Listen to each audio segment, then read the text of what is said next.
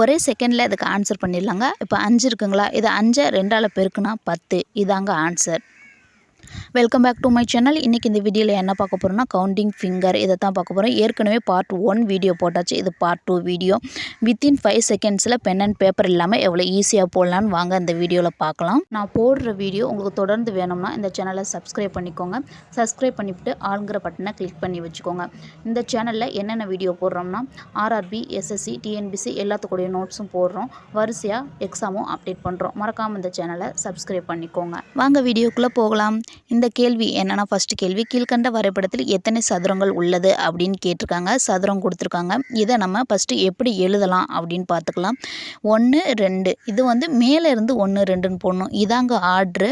சதுரம் செவ்வகம் கேட்டால் இதான் ஆர்ட்ரு. கரெக்டாக பார்த்துக்கோங்க. இந்த பக்கம் இருந்து போடணும், மேலே இருந்து வரணும். ஓகேங்களா? இப்போ இந்த 2ஐயும் பெருக்கணும். ஓகேங்களா? 2 4 போட்டுக்கோங்க. நெக்ஸ்ட்டு இந்த 1ஐயும் பெருக்கணும். 1 ஓகேங்களா? இப்போ இது 2ஐயும் கூட்டுங்க. கூட்டினா என்ன ஆன்சர் வருது? 5. இதாங்க ஆன்சர். எவ்வளோ ஈஸியாக போட்டாச்சுன்னு பாருங்கள். நெக்ஸ்ட்டு ஒரு கொஸ்டின் பார்க்கலாம். உங்களுக்கு புரியலைன்னா அந்த கொஸ்டினும் எவ்வளோ ஈஸியாக இருக்குதுன்னு சொல்கிறேன் வாங்க. நெக்ஸ்ட்டு கீழ்கண்ட வரைபடத்தில் எத்தனை சதுரங்கள் உள்ளது அப்படின்னு இருக்குது. இதில் சதுரம் கொஞ்சம் எக்ஸ்ட்ரா கொடுத்துருக்காங்க. எப்படி நம்பர் போட சொல்லியிருக்கிறேன்? இந்த பக்கம் இருந்து 1 2 3 ஓகேங்களா? போட்டாச்சா? இப்போ மேலே இருந்து வாங்க. 1 2 3 போட்டாச்சா? இப்போ 3ஐயும் பெருக்கணும். 3ஐயும் பெருக்கணும். 3 3 9 ஓகேங்களா? 3 3 9 அதை எழுதிக்கோங்க. நெக்ஸ்ட்டு 2ஐயும் பெருக்கணும். 2ஐயும் பெருக்கணும்னா 4 ஓகேங்களா? நெக்ஸ்ட்டு 1ஐயும் பெருக்கணும். நான் சொல்கிறது உங்களுக்கு புரியுதுங்களா? 1ஐயும் பெருக்குனா 1 ஓகேங்களா? புரிஞ்சுன்னா ஒரு லைக் மட்டும் போட்டுருங்க. இப்போ இதெல்லாம் ப்ளஸ் பண்ணுங்கள். 9 + 1 10 10 + 4 14 ஓகேங்களா? 14. ஆப்ஷன் சி தான் கரெக்டு. நெக்ஸ்ட்டு மாடல் பார்க்கலாம். ஓகேங்களா? இது வரைக்கும் சதுரம் நம்ம பார்த்தோம். இப்போ நம்ம செவ்வகம் பார்க்குறோம். இதில் லைட்டாக வேறு மாதிரி மாறும். ஓகேங்களா? கீழ்கண்ட வரைபடத்தில் எத்தனை செவ்வகங்கள் உள்ளது அப்படின்னு கேட்டிருக்காங்க. இதுக்கும் ஆனால் எண் போடுறது அதே மாதிரி தான். இந்த பக்கம் இருந்து போட்டுக்கோங்க. இது மேலே இருந்து போட்டுக்கோங்க.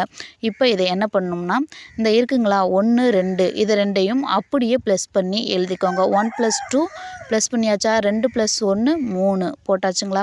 இப்போ இது 3ஐயும் ப்ளஸ் பண்ணி எழுதிக்கோங்க. 1 + 2 + 3 ப்ளஸ் பண்ணிவிட்டு இதை எல்லாத்தையும் கூட்டுங்க. 3 + 2 5 + 1 6 ஓகேங்களா? இப்போ இது 2ஐயும் பெருக்கணும். ஓகேங்களா? அதில் கூட்டணும், இதில் பெருக்கணும். 1 6 6 2 6 12 3 18 18 தாங்க ஆன்சர். நெக்ஸ்ட்டு ஒரு கொஸ்டின் பார்க்கலாம். உங்களுக்கு இன்னும் கொஞ்சம் ஈஸியாக இருக்கும். நெக்ஸ்ட் கணக்கு 4வது கணக்கு. ஓகேங்களா? கீழ்கண்ட வரைபடத்தில் எத்தனை செவ்வகங்கள் உள்ளதுன்னு சொல்லிட்டு கொஞ்சம் எக்ஸ்ட்ரா எண்ணிக்கையில் கொடுத்துருக்காங்க. ஓகேங்களா? அந்த எண்ணிக்கையை எப்படி நாம் கவுண்ட் பண்ணணும்னு சொல்லியிருக்கேன். அது மாதிரி போட்டுக்கோங்க. 1 2 3 4 நெக்ஸ்ட்டு மேலேருந்து வரணும். இது போட்டாச்சா? இப்போ என்ன பண்ணணும்? இதை எல்லாம் கூட்டணும். ஓகேங்களா? ஃபஸ்ட்டு இதெல்லாம் கூட்டுங்க. 4 3 7 ஓகேங்களா? 7 + 2 9 9 + 1 10. நெக்ஸ்ட்டு இதை ஃபுல்லாக கூட்டலாம். ஓகேங்களா? 2 + 1 3 3 + 3 6. இப்போ இதை 2ஐயும் பெருக்கணும்.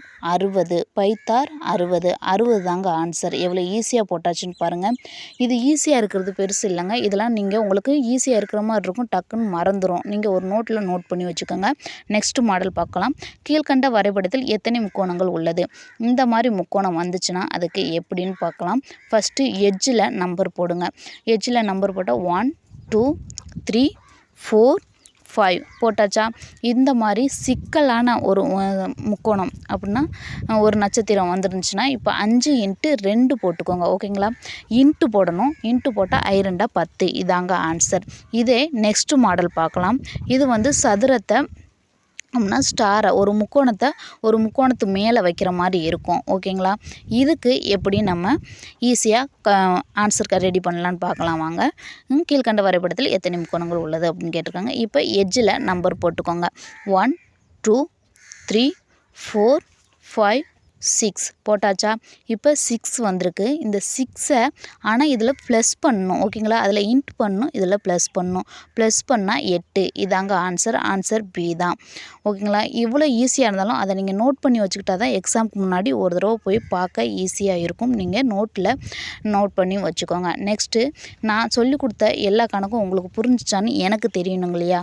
அதனால இந்த கணக்கை நீங்கள் மறக்காமல் கமெண்ட் பண்ணுங்கள் இதோட ஆன்சரை. இந்த வீடியோவை லாஸ்ட் வர பார்த்ததுக்கு ரொம்ப நன்றிங்க. இந்த வீடியோவில் நான் சொல்லி கொடுத்தது உங்களுக்கு புரிஞ்சுன்னா ஒரு லைக் மட்டும் போட்டு போங்க. இந்த வீடியோ உங்களுக்கு பிடிச்சிருந்துச்சுன்னா லைக் பண்ணுங்கள், ஷேர் பண்ணுங்கள். இது போன்ற வீடியோவுக்கு மறக்காமல் சப்ஸ்கிரைப் பண்ணிக்கோங்க. நான் போடுற வீடியோவுக்கு இப்போ ரொம்பவே நல்லாவே ரெஸ்பான்ஸ் வருதுங்க. அதோட கமெண்ட்டும் நல்ல பாசிட்டிவாக இருக்குது. Thank you for comment.